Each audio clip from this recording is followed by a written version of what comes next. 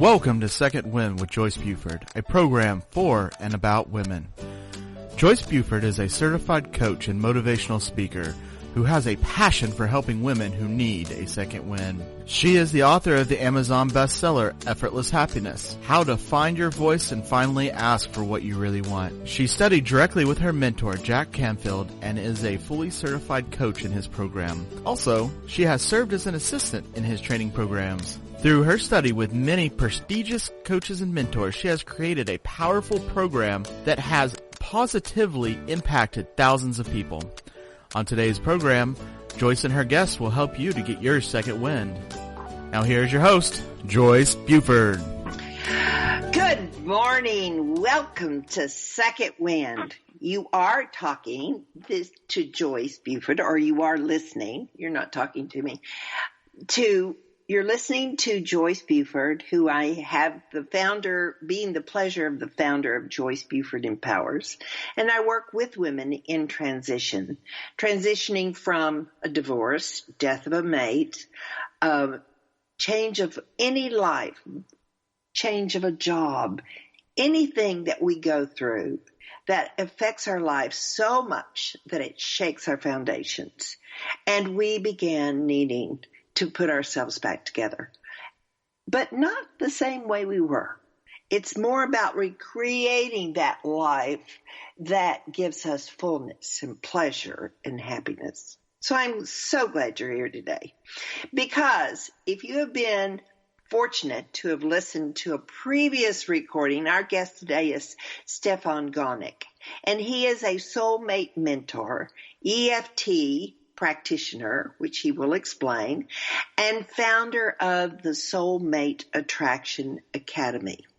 Stefan has been helping individuals and couples with their relationship issues for over 24 years. Awesome. Stefan has helped thousands of people have the life and love they most desired. Now, Stefan was on Second Wind previously, and we had such a great talk about the reason you haven't found your soulmate yet and how to attract love now. And so I just had to ask him to come back and do another one. This is such a big topic. You know, over 50% of all marriages end in divorce. And a high percentage of those that do not end in divorce end up in a quiet, silent matter of existence. Not happy. Its percentages of a truly happy marriage is very low.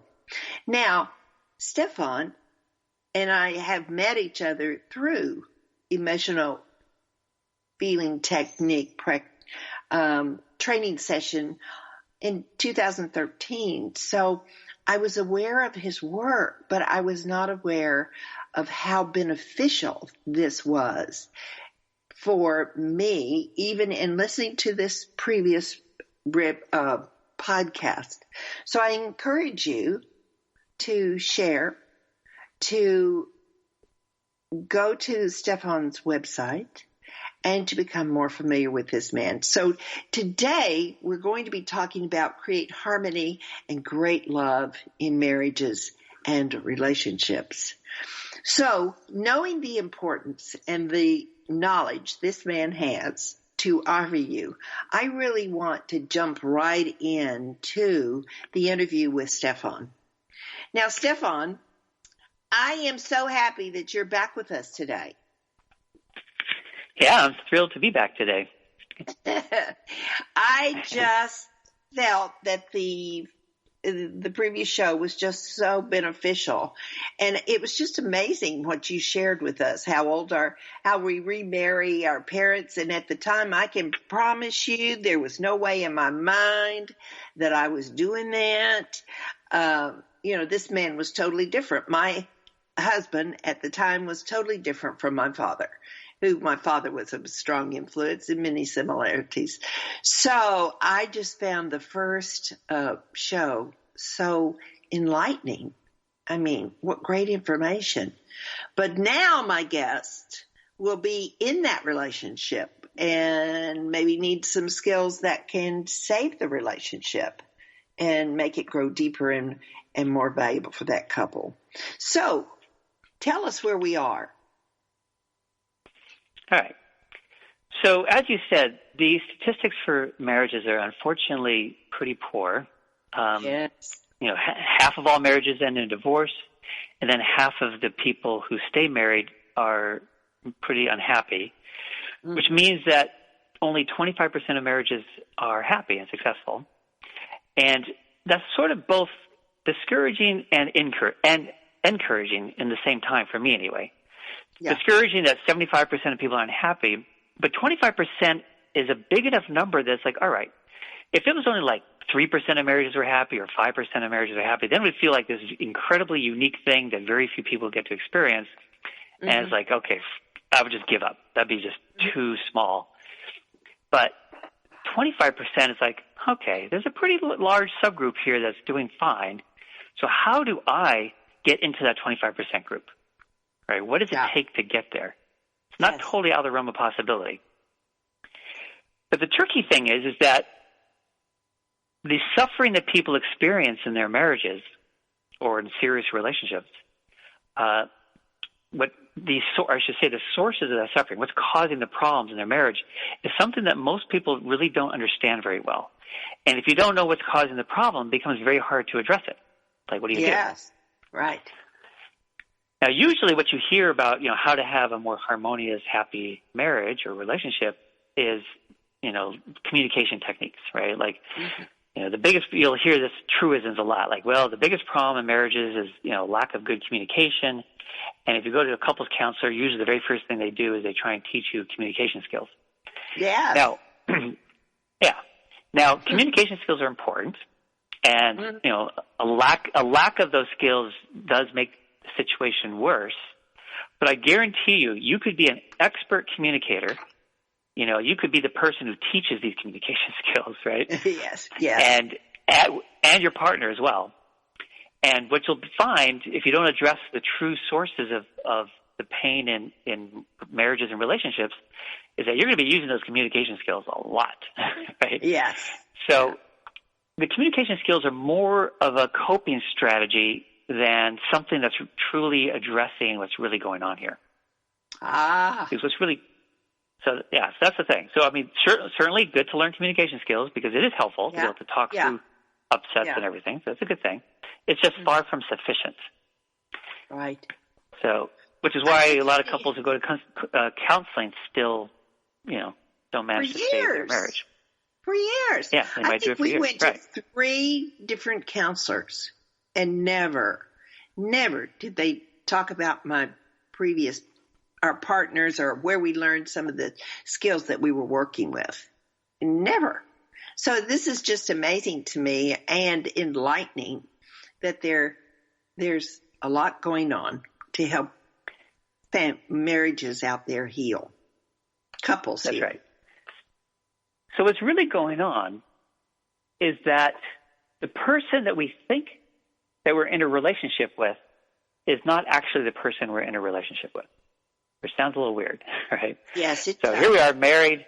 Let's say it's a woman married to a guy named John, right? Uh-huh. So and let's call her Linda. So we have Linda and John married. So Linda, of course, is going to view herself as being in a relationship with John. And yes, she is in a relationship with John. But when she's having trouble in her relationship, the trouble she's having is much less about John than stuff from her own childhood. And same for him. Yeah. So when you have all these things that come up in your marriage as causing strife and pain and things like that, it seems very much like it's the other person, but that's not actually what's going on. And if you look at most marriages, you'll find that there's a certain couple of fights that they go through forever, like over and over and over again. They go through the same fight, the same upset, the same dynamic, whatever you want to call it. It just keeps repeating. And they never seem to be able to resolve it. They never seem to be able to, do something good about it so it doesn't keep happening. They seem to be stuck in this pattern of repeating the same upset forever, or the same upsets. There could be more than one of them. Right. And so this is where we have to figure out what's really going on here. Right. So there's two sources, or two categories of sources, really. So the first one is when we're growing up, our parents have a set of both positive traits and negative traits.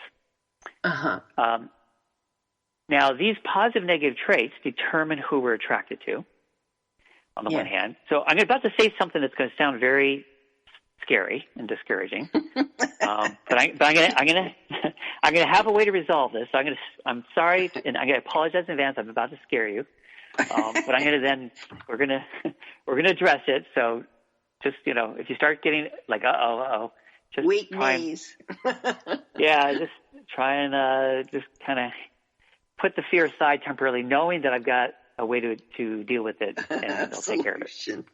Yes. Okay. We're with you. We're here. All right. So here's the thing. When we're growing up, we form this subconscious image of who we're going to be attracted to as an adult based on the strongest traits of our parents, both positive and negative. So let's say, for instance, a woman had a father who was smart and funny and playful. Those are his positive traits. But he also tended to be very emotionally unavailable, just not there emotionally. And so, a girl growing up in that environment as an adult would be attracted to men who are smart, funny, playful. That part's fine. And then also, unfortunately, emotionally unavailable. So most of us will find ourselves in relationships with somebody who has the positive traits of our parents, but also the most painful traits of our parents. This is where I'm going to scare you, right? It's like, I am married to somebody who has the worst trait of my mother or father. It doesn't have to be father, by the way. It can be either parent. And this is also true for, gay and lesbian people and things like that. Right. Because it's really gender non-specific. Right. So we have whatever trait was the most painful trait that we grew up with, unfortunately, that's the one we tend to be drawn to the strongest in our partners. And then, bam, we find ourselves there again, which is why we keep having that repeating fight, that repeating upset. It's because it's based on this negative trait happening. Okay. Interestingly, I have to ask you a question, Stefan. Sure. That trait, and I'm thinking of my relationship, my marriage, which is now divorced. I never saw that trait. I mean, it might have been there, and as the marriage went on, and it really reared its ugly head in year 8, 9, 10, and on up to 23 years. So why is it that I don't see that trait when I'm in this strong grip of love? Yeah, so that's a great question. So this stuff is a little bit to this. So there's a few different things to explain. Okay. So the first one is it's a subconscious attraction. See, when we grow up with a negative trait, we're so used to it, it feels so much like home that in some ways we don't even notice it. Right? For some people, they don't even notice it because it's, like I say, it just feels like home.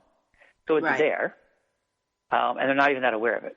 Some people are aware of it, but again, they're so tolerant of it, they're so used to it that even though they're aware of it, in a way, it's sort of like they're semi-aware. Like, yeah, it's there, but I'm also kind of in denial at the same time, right? It's like I'm not fully acknowledging its presence. Yeah. The other thing is that in the very beginning, when you meet somebody, people are on their best behavior. So they're trying to be as loving, attentive, and behaving as well as possible, like during the original dating phase. And lots of times, the person's truest nature doesn't show up until after they get married. Right? When we get married, a psychological shift takes place where all of a sudden we revert to behaving like we did in our family. Yes. Even for people who've done a lot of personal growth, the day they get married, all of a sudden it all shifts, and they change. And a lot of people have noticed that when they got married. It's like, wow, like from the day we got married on, my husband he changed. He acted differently. Right. Of course, what we're not aware of is that we do the same thing. Right? We also act differently. It's always him. We're just not. It's always him, right? So we both do it. And so that's one of the reasons why you don't notice it. Like you might be dating somebody for 2 or 3 years before you get married and you're not really noticing it. and it doesn't show up until after you get married. And the longer you're married, the more comes out. But there's another thing that happens the longer you're married, and this is a thing that's a little subtle. Mm-hmm. So, but it's also the thing this is where the most hope can come from too. So I want you to really try and get this one. Mm-hmm. And that is, when we grow up with a negative trait, we experience that negative behavior hundreds of times with our parents. And because we have that painful experience so many times, the end result, by the time we're an adult, is we become super, super sensitive to anything that even vaguely reminds us of that negative experience as a child. Mm-hmm. And we become very overreactive in our behavior so that we inadvertently behave in a way that pushes our partner into doing that negative trait more than they would otherwise do it. Oh. So, for instance, let's say you had an emotionally unavailable parent at a 9 out of 10 scale. Mm-hmm. And lots of times we get attracted to somebody who's got the same trait, but not as bad as our parents' version of it, right? So our parent was a 9 and our partner maybe was a 5. So it's still there, but it's not as bad. But because of this phenomenon, I'm just saying, this oversensitivity thing and this overreactivity thing, we can behave in a way that'll push them into acting more like that trait. So let me give you a good example of that. Yeah. Let's say a woman, like I said, go back to the example we had. Her dad was smart, funny, playful, and emotionally unavailable. Now, let's say this woman, through luck or vigilance or something, managed to find a guy who was very emotionally available, right? Yes. The opposite. So she's thrilled, like, yay, I got this guy who's very loving and emotionally available. It's great, right? Now, in any relationship, there's two normal needs that we all have, which is a need for together time and a need for separate time. Yes. Now, the ratio of how much together time and separate time the members of a couple might need may not be the same. They may not match. But in this example, we're going to make them match. The only thing that doesn't match is the timing. Right? They won't always want to be together or separate at the same time. Mm-hmm. So let's say this woman, wants to get together and do something special on a certain day, and ask her husband that. And for whatever reason, there's something else he really wanted to do that day. Now, if she didn't have this issue, she would be disappointed, but also fine. Like, okay, we'll do it some other time. But because she had all these experiences of her father being emotionally unavailable, the fact that he wasn't physically available on that particular day that she really wanted to do something with him will trigger that old pain, right? It'll remind her of her dad's emotional unavailability. It'll trigger the old pain, and she will then overreact. And she might overreact by getting needy and clingy, like, "Oh, can't we please do it? Can't you do this project you want to do some other day?" And you like hiking, right? So let's go hiking. Let's do something you like. We can do whatever you want. I just want to be together, right? So she might get needy, or she might get angry. Like, okay, fine, do whatever. Do that your damn project. Whatever. Yeah. Right? So, but whatever she does, whichever way she does this overreaction, it's going to feel bad to her partner. And he might, kind of really go out of his way to try and reassure her that he loves her, she's important to him, He may even give in and be with her on a day that he wants to do something separate, which doesn't feel good, or he might stick to his guns and do his own thing. But the end result is he's going to have a little bit of this leftover negative feeling from the experience. So next time they interact, he's going to be just a little reserved, and not in a permanent way, just because he just recently had a bad experience. So he's going to be a little reserved, holding back a little bit. Well, his little bit of a reserve. And as long as he just continued to do stuff, the reserve would melt away, and he'd be back to open-hearted and loving again. Right. But as soon as she notices that he's a little reserved, right, she's super sensitive to anything that even hints at the old pain, she's going to overreact again. So he's a little reserved. She might look at him and go, all right, what's wrong? There seems to be something wrong. He says, no, I'm fine. No, I can tell. There's something wrong. I really need you to tell me what's wrong. She might start getting really insistent. Yeah. Or she might get hurt, or she might start a fight, or she might distance herself or something. But she will overreact in a way that's, again, going to feel bad to him. and it's going to make him start to pull back again. And it becomes this vicious cycle that keeps escalating more and more and more until finally this super loving, emotionally available guy has now become, really emotionally distant and very reserved and very, held back and all this stuff. And she's managed to, unfortunately, recreate her childhood here with this guy who was nothing like her father. Or maybe he was a milder version of her father, but she made him to be just as bad as her father by these overreactions. And this is something that we all do. Every one of us do this. I can confidently say that I know that I did it. I know that everybody on this who's listening to this does it because it's a universal human phenomenon. We all do. Yeah. This is one of the two kinds of things that really messes us up because over time it can really create a lot of unhappiness in the marriage. Yeah. And you can communicate till you're blue and it's not going to help. I think you can see that now. The communication helps soothe what's happening, helps you come back together, but it's going to just happen again. And each time it happens, it just creates just a little bit bigger wedge between the two people until you start hearing this thing about it. There's just, it's just, I still love her, but I'm not in love. There's been too much water under the bridge. That's when you start hearing that kind of stuff. Right. So this has to be addressed. And the good news is that it's very addressable. Okay. For that. Yes. Here's what's going on. I have to ask this. That division that starts to grow between a couple and gets huge, that is, how can you start working with a couple? Can you start working with a couple, or can you just work with one and not the other? But how do you lessen or start shrinking that big void? Well, that's just it. This is there's certainly some couples work you can do to repair the pain of what's happening. That too much water under the bridge thing. There's stuff you can do as a couple to reconnect on a deep level. So you can do couples work that helps bring the couple back together, but unless you address this underlying thing with the painful experiences of the parent, the couple will be so thrilled that they're back together, but then they'll gradually go back apart again because the underlying thing hasn't been addressed, right? Right. So the ultimate solution is actually the one-on-one healing. So what's going on here is a couple things.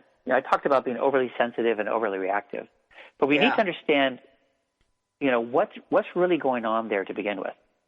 Mm-hmm. So when a parent does a negative trait over and over to us, in addition to becoming oversensitive and overreactive, what's going on for the little young child is that they're having this very painful experience with the parent, and all children desperately want their parents' love. So they are going to get into that place of, I'm feeling this painful thing, and I want my parent to love me instead, right? Yes. So I'm having this painful thing that is happening and the love that isn't happening. And then I get hooked into this perpetual need of trying to win back the parent's love, right? That's the thing that kind of hooks us and makes us overreact. Yeah. And so what we need to do is address both sides of that. We need to release the pain of the parent's negative trait, and then help the inner child feel the love that was missing. Mm-hmm. And if you do those two things and you address a few representative memories, that's all it takes. If you use the right method. Right. I have a question, but I don't want to knock you off where you're going or disturb your pattern here. But I would like to know if this was happening in my childhood. This happened in my relationship, but it also happens in a lot of relationships that are in trouble. And you see it in many books that are written about women talking about they lose their voice in the situation. And if this is indeed a replay of our childhood, would that have also happened? I know a child many times doesn't even have the voice to speak against a strong parent. So how would you – is it because can you give some insight on this? Sure. You're absolutely right. When a young child, say 5 years old, because remember, our life issues are all in place by the time we're 7. Yeah. Right? So these painful interactions with our parent, by the time we're 7, there it is. It's all done. It might keep going on till we're 18 and move out of the house, but those first 7 years are our formative years. Right. And when we're that little, we are powerless. So it's when we're experiencing the parent's negative trait, right? Yes. It's not just, what you're saying is actually really important. It's not just the pain of what happened and the missing love, but it's also the disempowerment. Yes. Right? The disempowerment causes us to deep down feel like we deserve to be treated this way. No matter how painful it is, or how much we hate it, deep down we come to believe we deserve to be treated this way. And it makes us very tolerant of it as an adult. Yes. Overly tolerant. At the same time, it is this old source of pain, so that it's kind of a weird mixed bag. We become overly tolerant of it, which means that we are slow to stand up for ourselves. So we're not, see, the thing is that we're not addressing it with our partner in a healthy way. We're addressing it in this overreactive way that makes it worse. Yes. Right? Yeah. Ideally, what we want to be able to do is stand up for ourselves and put out our needs clearly and have boundaries, like it's not okay to do this to me. Yes, this is what I need from you instead, things like that. But it's super hard to do that. Right. Because as soon as the person does something that reminds us of our parent, we go back to being a little 5-year-old kid. Yes. So, and we lose all of our adult strength. So what we need to do, like I said, is use a method that helps us quickly relieve the pain of what we experienced from the parent's trait when we were, say, 5. Yeah. Help us regain our voice and stand up for ourselves, and then receive the love that was missing. Awesome. Okay, now, Stefan, we are going to go to a break, and this is a great time to break, because who wouldn't want to come back and find the solution, hear the solution? Because Stefan has really covered a lot of exact things that happen in a marriage or in a relationship that just doesn't work anymore. So when we come back after break, Stefan is going to give us the solution so that we can either contact him or begin healing. We'll know the steps to healing. So we'll be back shortly, and Stefan will share his knowledge. Welcome back to this segment of Second Wind. Joyce Buford, the author of Effortless Happiness, continues in this segment to share insights that will help you live a life of greater purpose and filled with happiness. Now here's our host, author and coach, Joyce Buford.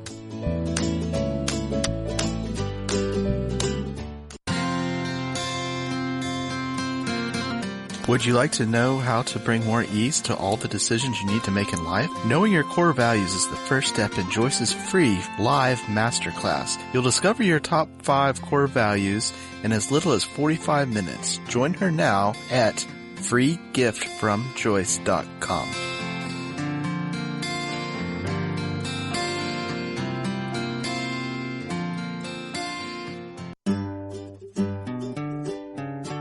Close your eyes and imagine living your life without limits. Where would you go? Who would you meet? What would you do? During an Uncover Your Hidden Genius session, you will discover what's keeping you from living your life with purpose, passion, and fulfillment of your potential. You'll get a clear vision of the steps you need to take to uncover your hidden genius so that you can live a life without limits. Sessions can be done over the phone, Skype, or in person. Find out more at www.joycebufordempowers.com or by calling 903-287-0747.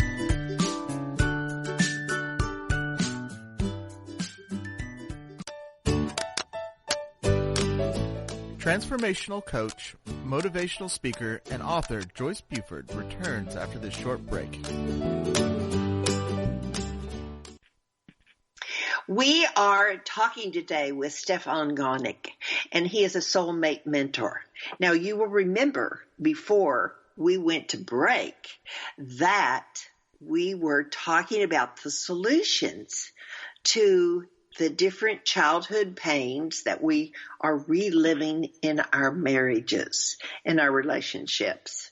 So, Stefan, I am ready to share the solution. I want to get this on. I want to be out of this pain. And I know there are people out there listening that are anxious to hear as well.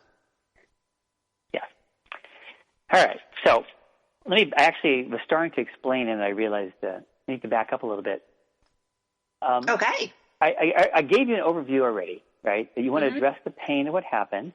The pain of the negative trait that you experienced growing up. Which might be emotionally unavailable, it might be anger issues, father or mother who blows up all the time in anger. It might be having a parent who is frequently critical and judgmental. Could be a parent who is needy all the time, and you feel like you have to take care of them, and therefore your needs don't count. There's a lot of different negative traits. In each case, we want to do three things. We want to release the pain of what happened, experiencing that trait, being on the receiving end of the trait. Yes. We want to be able to regain our power, and then we want to receive the love that was missing. And this is what heals it and resolves it so that you no longer get hooked by your partner. You stop doing things that push your partner into behaving in the same painful way your parent did. So even if just one person of the couple does this, the marriage gets way better because one person stops getting triggered. And not only do they stop getting triggered, but they stop triggering their partner. Yeah. Of course, it's best when both people do it. But even if just one person does it, it has makes a huge difference, huge improvement in the marriage or relationship. Now, what to do is fairly straightforward. Can I ask you one more question? It is just burning in my brain right here. You said sure. the love that had gone or disappeared. Is love really gone, or is it just covered up with all the emotion, the stuff, the trash that has happened between the couple? Has it really I think gone? It gets covered over, right? Yeah. If you keep having painful experiences with somebody that never get resolved, it starts to gradually drive a wedge between you. Yes. And you get this accumulation of painful experiences, and it makes it harder to be open-hearted with each other and loving. Yes. And so you hear people say, we drifted apart, we fell out of love. That's how they experienced it, but what's really going on is this other thing. Yes. Their childhood pain keeps flaring up in the marriage, and it's unresolvable by communication techniques, right? So that's the thing that's creating all this distance. Yeah. Okay. Sorry to interrupt you. I just needed that answer. No problem. Okay. So there are different. I already mentioned the three things to do: release the pain, stand up for ourselves, and reclaim our power, and get the love that was missing. Back when we were 5. Now, there's traditional ways of doing this, traditional therapy, and then there's this special way to do it. I remember back in my late 20s, my traditional therapist, helped me with this kind of thing, and it took 3 years to help me heal that wound around my mother's negative trait so that it no longer caused me to be attracted to somebody with that trait and no longer caused all these problems in my relationship, which was a thrilling outcome on the one hand. Like, wow, yay. It was such an incredible relief. On the other hand, 3 years is a really long time. Yes, it is. But back then, I thought that's just how long therapy takes. It takes a long time, slow and gradual. Yeah. Right? But luckily, there's some new, what you can call power therapies that have appeared that are incredibly faster. Yes. So there's a particular technique called the Emotional Freedom Technique, or EFT, the initials. Lots of people call it tapping. It involves tapping with your fingertips on some acupuncture points in your face and body that can you can think of it as like a form of emotional acupuncture. Well, there's no needles, just tap with your fingers to rapidly release emotional pain. And I mean like really rapidly. So I'll give you an example. the way I gave you the outline already, the three things you have to do. What you do is you pick representative young memories of your parent doing the negative trait on you, right? So the emotionally unavailable, whatever it is. And using EFT or tapping, you only have to heal like 3 or 4 memories. And it usually only takes around 1 to 2 sessions per memory. So you can heal this whole thing, in just a very short number of sessions. Typically, our marriage is plagued by 1, 2, or 3 negative traits of our parents that keep replaying in the marriage. Yes. So if you think, okay, let's say it's going to be around 4 sessions, 4-ish per negative trait. So if there's 1, it'd be around 4-ish. If there's 2, it'd be around 8 sessions. If there's 3, it'd be around 12 sessions. But 4, we're talking 1 month, 2 months, 3 months, right? So it's not years. It's the time frame is like that. It's dramatically shorter. Right. So, which is, it's an incredible development. Yes. In the world of healing. Yeah. So, of course, that's the technique I use. I wish to God that my therapist had it back in the 80s when I was going through this myself, because it wouldn't have taken me 3 years. I would have loved to have condensed that whole thing into 3 months instead of 3 years. But it is what it is, But now it's something that we can do. So this is a short-term process, which is fantastic. However, this is only one of the 2 main causes. So we probably want to spend a little time on the second one. But the good news, like I said, I told you I was going to scare you, then give you hope. As far as this negative trait thing goes, right? This can heal it in a very short period of time, so that it stops being a factor in your marriage, which is fantastic and amazing. So that's one big thing. So now let's start looking at, okay, so what are the other things that may be coming, affecting your marriage that, again, have unfortunately nothing to do with your partner, even though your partner, it's kind of like you're putting them into the role. So, and what this is when we grew up, in addition to this negative trait thing, there's other experiences that we can have in our family, and even outside of our family, actually, that cause us to have fears and limiting beliefs around intimacy itself. Right? There's things about being intimate that get scary. Yes. As a result of all these experiences we had. So I'll give you an example. There's 2 universal fears that we all have, at least one of these 2 fears. Sometimes we have both. And that's the fear of abandonment, the fear of being abandoned, or the fear of being engulfed. So engulfed, you can call it, engulfed, invaded, controlled, things like that. Abandoned, of course, is, either being left or rejected, right? Because those are both 2 ways to be abandoned. Yes. So everybody can relate to those 2 fears. Some people, unfortunately, get to have both of those fears, which makes it a little bit harder even because they interlock then.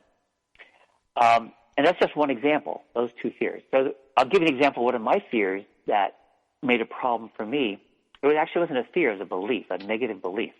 The negative belief I had before I got married was that I had this belief that when I got married, I would immediately have to do everything my wife wanted me to do, and I couldn't do anything that she did not want me to do. So if there's something I wanted to do and she didn't want me to do that, then that's it. I can't do it.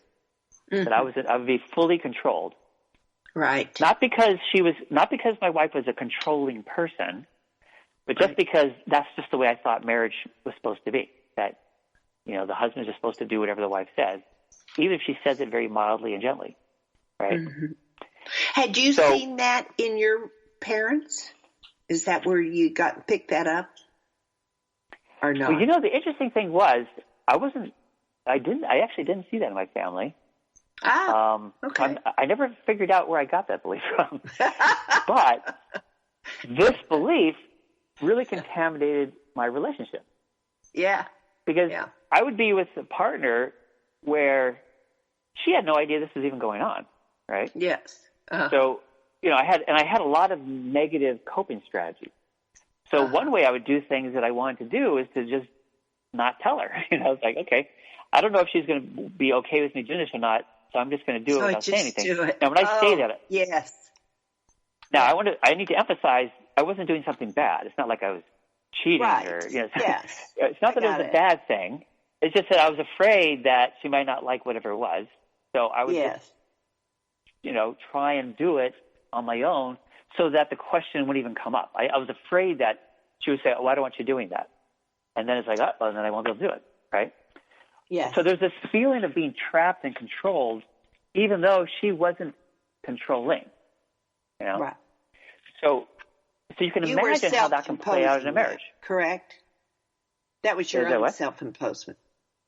It was my own self-imposed thing, exactly.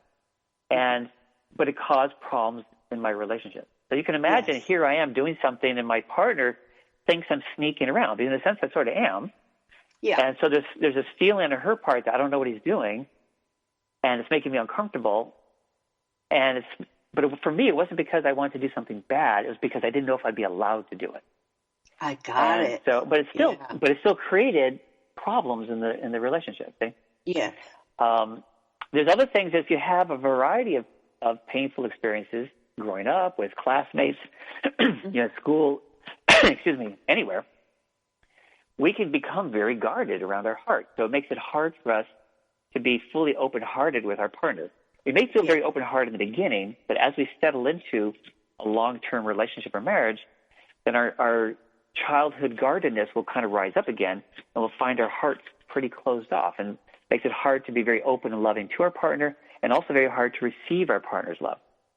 So all of our different fears and negative beliefs around intimacy that have nothing to do with our partner now, because we had these before we even met our partner, right?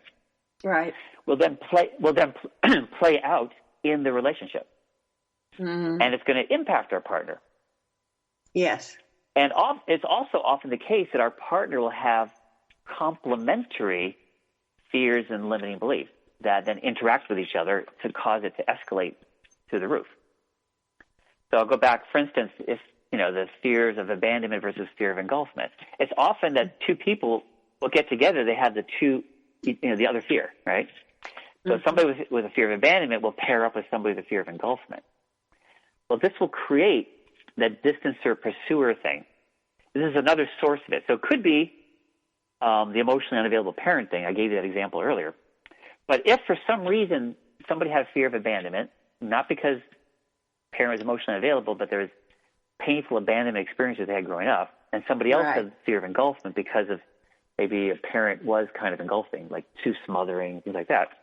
Right. Well, then that person who has a fear of engulfment will tend to need a lot of space, right? Need a lot of time to themselves. They'll tend to hold the person at a bit of a distance. And that's going to trigger the abandonment fears in the other partner, who will then get kind of clingy and or whatever. And you'll get that same vicious cycle going where they'll push the person with the fear of engulfment further and further away until finally the person with fear of abandonment kind of gives up, and then they pull away. And then the person with the fear of engulfment is not feeling engulfed anymore. And on the contrary, they feel like they're starting to lose their partner. They'll come rushing back and say, whoa, what are you doing? Come back. Yeah. I love you. Yeah. So it's another version of that kind of thing that's more general. But it creates this big mess in our relationship. So again, this is these underlying things that have absolutely nothing to do with our partner. Right. And yet it really messes up our relationship, our marriage. Mm-hmm. So again, we want to heal these things and heal them fast, right? Have a fast way to heal this stuff. Yeah. So can one, I know you addressed this, but really can one go through EFT and tapping without the partner going through that? Because it seems like they would still be playing the game, where we, the one attending your workshop or one-on-one coaching, would be addressing our issue. Well, ideally, it's great if both people do it. But yes, I would think you can make it, but you can make a huge improvement in your relationship or marriage, even if just one person does it. So let's go back to the example of the person with the fear of abandonment and the fear of engulfment. Yeah. Well, the person with the fear of engulfment, if they heal that, then they're going to enjoy being close. Now, the other person still has a fear of abandonment, but they're not going to get triggered anywhere near as often. They'll probably still get triggered sometime. Because if the person who used to have the fear of engulfment wants to have a day to themselves, then it might trigger that person's fear of abandonment. But their reaction won't trigger that first person's fear of engulfment. They'll be much more fine. Right? Because I don't feel engulfed anymore because I've healed that. So if you're feeling scared because of being abandoned, you're acting kind of needy with me, I'll just be loving and reassuring until you feel better, and then I'll do my thing, right? Mm-hmm. So, or the other way around. If you heal the person with the fear of abandonment, when their partner takes some space, they go, okay, no problem. It's not going to trigger their fear, so it's not going to become this big drama, right? Yeah. So just one person healing their side of the dynamic has a big improvement on the marriage. But yeah, sure, it's definitely good if both people do it, but you don't have to. All right. So I know that. How do you reach your clients? I know you have a website that has a lot of your programs on it, but you also have an offer that you're giving us today that is free. So let's talk about how you work with clients first. Sure. And how do you do that? Well, I work with clients primarily one-on-one using this EFT tapping thing to really quickly work through all these issues. Right. And I work with clients on the phone, with Skype, with Zoom. So I can work with clients all around the world. Yeah. And in fact, I have clients all around the world, which is fun, actually. It's really cool to be able to do that. If you can never get the time zones. As long as the time zones are compatible, then it works, right? Yeah, right.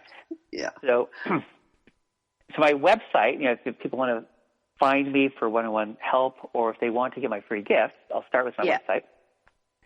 So my website is called single2 soulmate.me. So it's not .com, it's .me, M-E. So single2soulmate.me. Now, that sounds very much like it's oriented for singles trying to find their soulmate, which it is. So the site is very much oriented towards that. Right. But the truth is that all the stuff we've been talking about that are negatively impacting your relationship is also the exact same stuff that makes it hard to find our soulmate and also then messes up our relationship once we do find our soulmate. So it's the same material. I just happen to orient the site towards singles. Yes. And I have a free mini course. It's an email mini course that just consists of 7 daily emails, and that's the whole thing, called The 3 Secrets to Attracting Amazing Love. Now, again, the title sounds like it's for single people, but the concepts that I discuss in there are the exact same things I've been talking about. Even though they're described more from the perspective of a single person looking for love, it's still the exact same stuff. So I do have a lot of people in a relationship read the mini course, and they get a ton of value and of understanding and help by reading it, even though they're already in a relationship. Yeah. So. And then, do you also do trainings and workshops? Well, I actually have a product called the Single to Soulmate Breakthrough Program. Yeah, it's a Single to Soulmate Breakthrough Program. That's something that people use. It's a recorded program. It's a whole bunch of audios. It helps people heal these kinds of wounds from childhood that are causing all these problems. Right, the negative trait thing, the experiences that cause us to, have all these challenges in our relationship. So a common challenge, for instance, is a person's difficulty being able to express and stand up for themselves and have boundaries, as an example. Yeah. So there's that's just one example. There's a lot of different kind of relationship dynamics that people struggle with, and they all come from our childhood experiences. And then that's what this program is for. It's a program for people who want to do it on their own, and it's a very affordable program. So I really created it for people who can't afford to do one-on-one work. The one-on-one work is always going to be the best, but if people can't afford that, they have this program they can do on their own that's very affordable and can really help a lot. So if someone wants to do the affordable one, the one-on-one, how do you normally do that? Do they leave their name or do they call you? Or I'm sure you have a calendar or something at your website. And do you use EFT-alive.com or do they go to the single to soulmate me at .me? You're right. I actually do have two websites. The other one is a website that's from the perspective of EFT, this technique I use. So it's EFT-alive.com. Actually works without the dash. EFTalive.com also works. And it's just more general. So where I list all these different things I help people with. So I do mention on that site that I help people with relationship challenges and, a whole wide range of things, basically. So people can go to either one of those two websites. And contact me through either site. Yes. And just say, one of the things I offer people, too, is a free 20-minute discovery session to discuss their situation, their very specific situation and needs, and we talk about, how we can go forward and heal all this stuff to dramatically turn around your marriage or relationship. Right. Yeah. Yeah. Well, this has been so packed. Oh my. It's great information. Very, very interesting. And yet it's so doable to heal some of those things that have caused us great difficulty, great pain in our relationships. It's just being aware and going back and using, as you say, the very effective method of EFT tapping to heal those early childhood pains. And that's very interesting. I would like for you to share a little bit about where Stefan is now in his relationship, having healed yourself many years ago, because it says you've been doing this for 24 years. Is 3 of those your training years with that psychologist? Oh, I have a lot more than 3 years of training. I have about 9 years of training. Oh, I know that, but I mean, does that include the 3 years with the psychologist? But tell me about that was 3 years of healing. That was 3 years of healing. Yes, healing. Not training. Okay. So tell me about how your relationship. I thought it was really interesting. You shared with Lauda. Lauda is your partner and wife now, and how your relation bloomed and developed and led you to a happy marriage. Well, so my starting point was first, I was having horrible relationship experiences. And I had this one day where all of a sudden it hit me what was going on, at least in the general terms, which was I finally noticed my negative attraction pattern thing where I kept having these painful relationships over and over again. And I also got in touch with these fears and limiting beliefs I had around being with my ideal partner.